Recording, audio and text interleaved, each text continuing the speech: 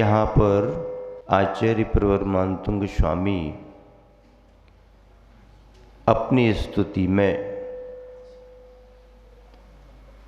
भगवंत युगादि पुरुष आदिनाथ की स्तुति कर रहे हैं। सभी जन मिलान करें। तम हारी मुखचंद्र। शीर्षक क्या है?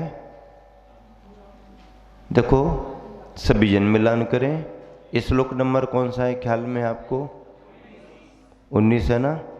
19 में श्लोक का उच्चारण सभी को मिलकर के करना है।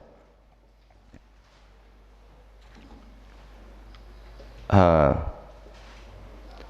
किम सर्वेरीषु शशिनानि बिभश्वत्वा युष्मन्मुखेन्दुदलितेषु तमः सुनाथ निष्पन्नशालिबनशालिनि जीवे लोके कार्यं कियज्जलधरैर्जलभारनम्रैः।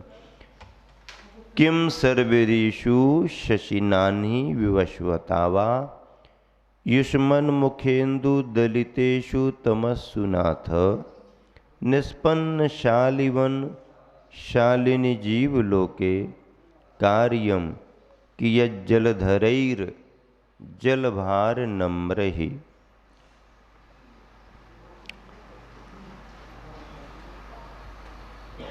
आचार्य प्रवर मानतुंग स्वामी तमहारी मुखचंद्र के रूप में स्तुति कर रहे हैं कि भगवान आपका मुखचंद्र जो है वो अंधकार को नष्ट कर देता है।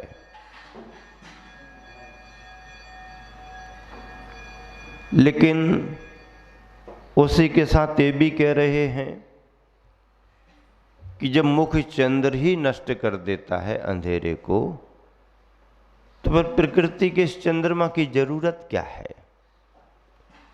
आपका मुख ही प्रकाशमय कर रहा है, तो ये चंद्रमा जो उग रहा है रात में, दिख रहा है रात में, उजाला कर रहा है रात में, इसकी जरूरत ही नहीं है। उदाहरण भी दिया, बड़ा अच्छा उदाहरण दिया है, आपके ख्याल में आ जाएगा। शब्दों का मिलान करें। नाथ हे स्वामिन तमहसु अंधकार के युष्मन मुखेन्दु आपके मुखचंद्र द्वारा दलितेषु नष्ट हो जाने पर सर्वरीषु शशिना रात में चंद्रमा से व अथवा अहनि व्यवस्वत्वा दिन में सूर्य से किम क्या प्रयोजन है? प्रकाशित करने के लिए रात हो गई है तो चंद्रमा चाहिए उजाले के लिए। दिन में उजाला करना है तो सूरज की जरूरत है।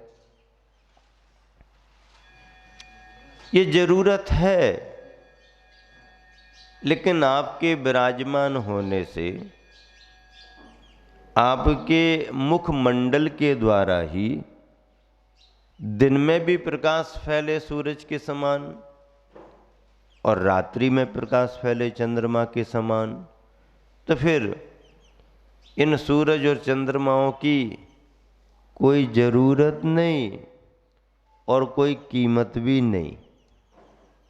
जहाँ जरूरत होती है वहाँ कीमत होती है, और जब जरूरत ही नहीं है तो उसको कौन पूछने वाला है? सारांश से मिलान करके देखें। हे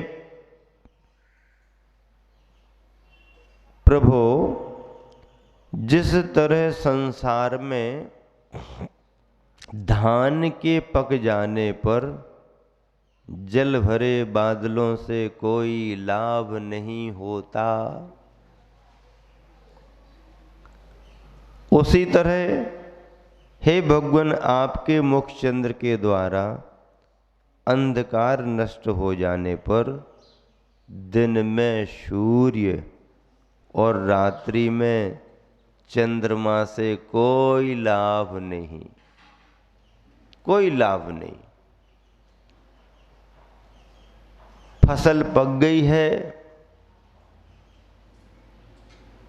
और उस समय जबकि फसल निकलने को है,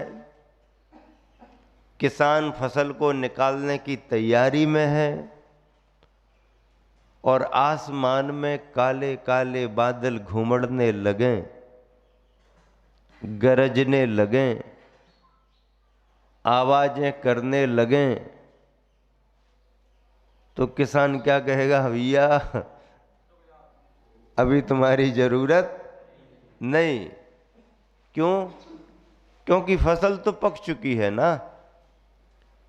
हाँ, बीज बोया होता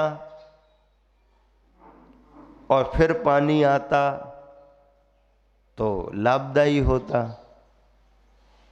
अब जबकि फसल पक चुकी है, पानी की जरूरत नहीं है, पक चुकी है, जितनी हीट मिलना चाहिए थी मिल गई, जितना पक को पना आना चाहिए था दाने में, अनाज में आ गया।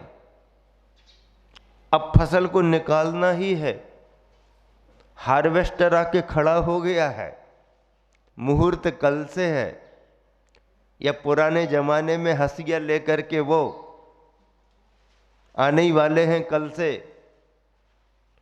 और उनके आने के पहले ही काले काले बादल घुमड़ घुमड़ कर आने लगे, गरज गरज करके बताने लगे कि हम बरसने वाले हैं। हालांकि जो गरजते हैं कई बार वो बरसते नहीं हैं। गरजने वाले बरसते नहीं हैं और कभी कभी बरसने वाले बिना गरजे ही बरस जाते हैं। बादलों का ऐसा स्वभाव भी है।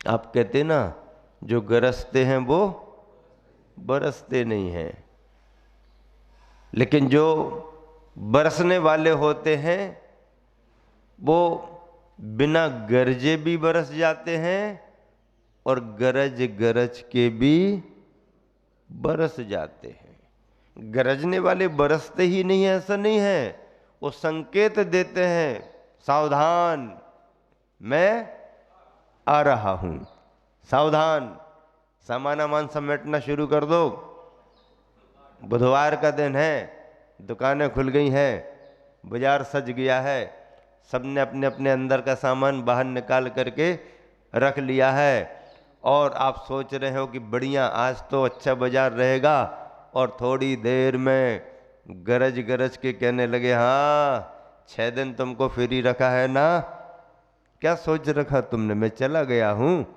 नहीं, गरज गरज के जिस दिन तुम्हारी तैयारी ज्यादा हो उसी दिन बरस पड़ता है।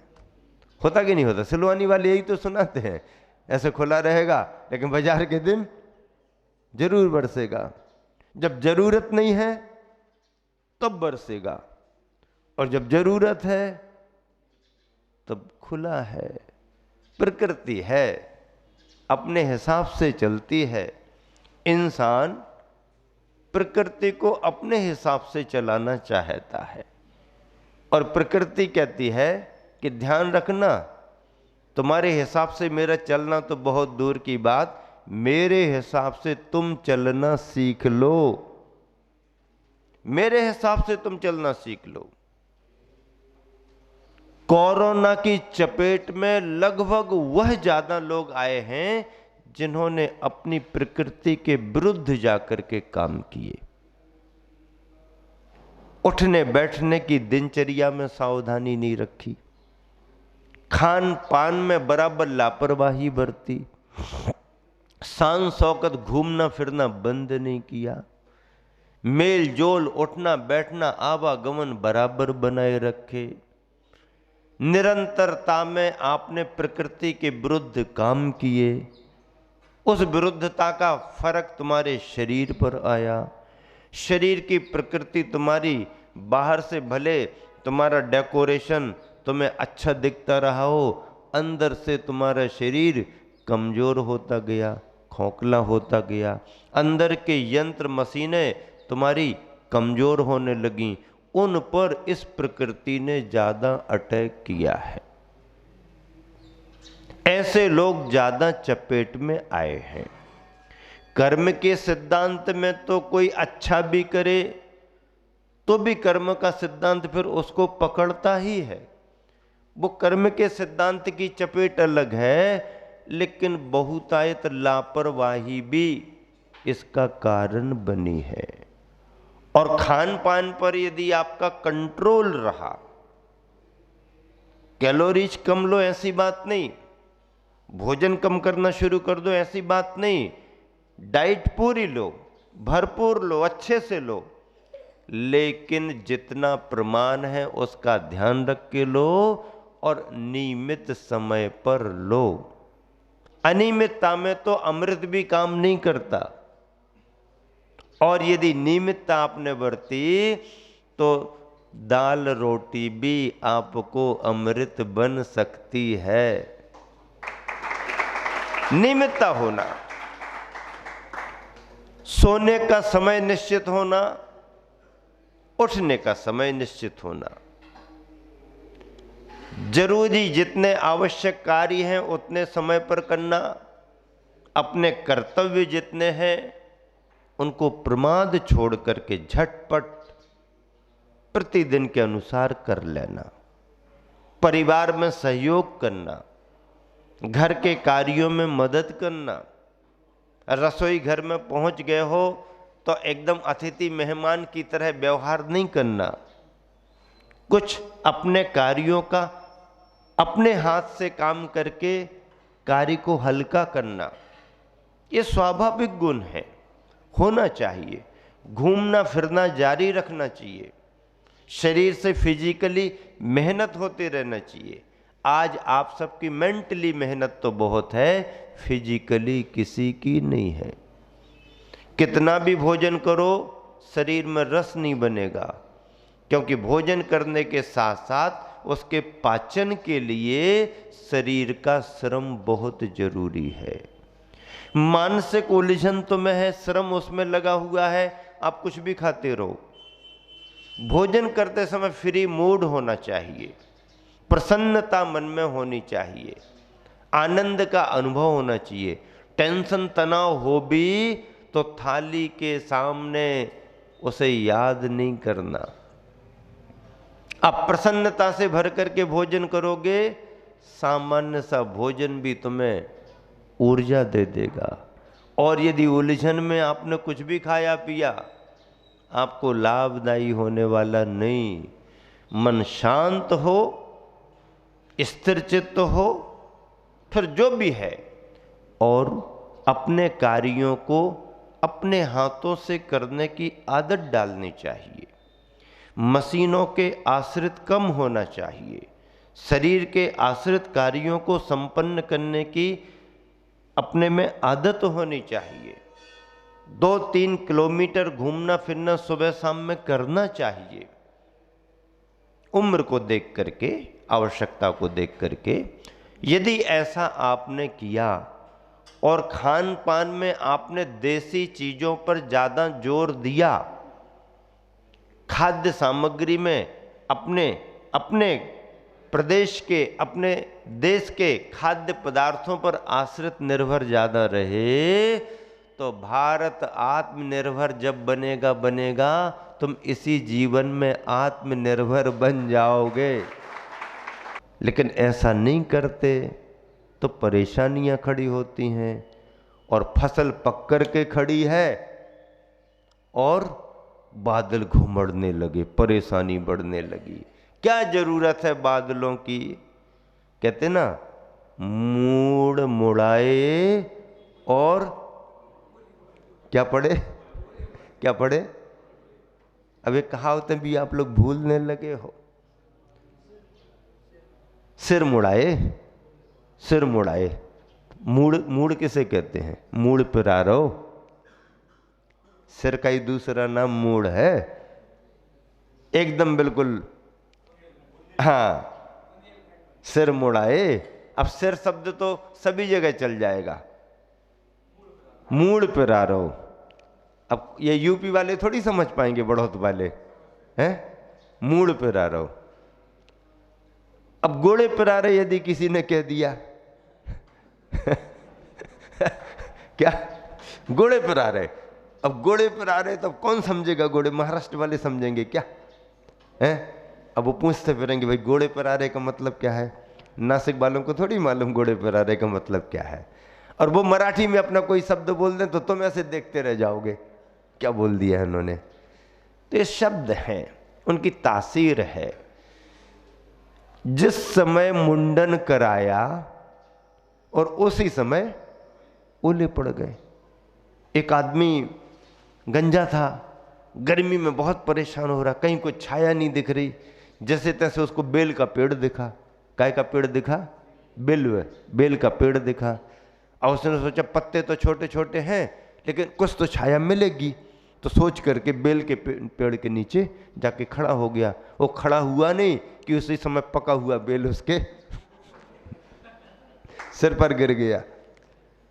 अब क्या सोचने लगा, भैया जरा सी छाया लेने को आए, सिर में कुछ बाल भी नहीं है और इतना बड़ा बेल का फल गिर गया। इस तरह से यह है।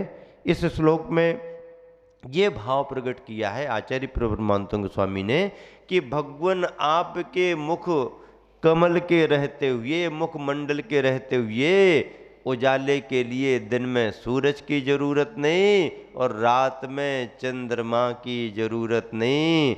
धान पक चुकी है तो फिर पानी बरसने वाले बादलों की कोई जरूरत नहीं है, निस्सार हैं, बेकार हैं। इस श्लोक में शक्ति है। देखिए क्या है, तंत्र प्रभाव रोधक। तंत्र संबंधी मंत्र अलग होते, तंत्र अलग होते हैं। ऐसे तंत्रों का प्रभाव यदि कहीं किसी के द्वारा तुम्हारे पर डाला जा रहा हो, इस श्लोक के अभ्यास से आप उसे दूर कर सकते हैं। ओम रिमरम सर्व विक्रिया बुद्धि रिद्धे, सर्व विक्रिया बुद्धि रिद्धि प्राप्तेभ्यो नमः। सर्व विक्रिया रिद्धि, कौन सी रिद्धि? सर्व विक्रिया रिद्धि, सभी प्रकार की विक्रियाएं करने की क्षमता। विक्रियाएं ने रूप परिवर्तन करके नाना प्रकार के रूप बनाने की क्षमता। सभी प्रकार की छोटी बड़ी आदि आदि विक्रियाएं करना, इस श्लोक की साधना का फल। रिद्धिधारी मुनियों को यह क्षमता प्राप्त होती है।